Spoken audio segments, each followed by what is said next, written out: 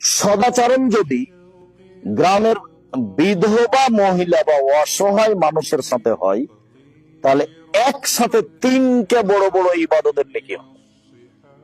আল্লাহ রাসূল বলেন, আস-সাই আলাল আরমালাতি ওয়াল মিসকিনে, সদাচরণ যদি মানুষ বিধবার সাথে করে আর ফকির মিসকিনের সাথে করে, অসহায় পুরুষ নারীর সাথে করে, তাহলে কাসাই ফি সাবিলিল্লাহ, আল্লাহর পথে জিহাদ করে যত নেকি হবে, এই সদাচরণে তত নেকি হবে।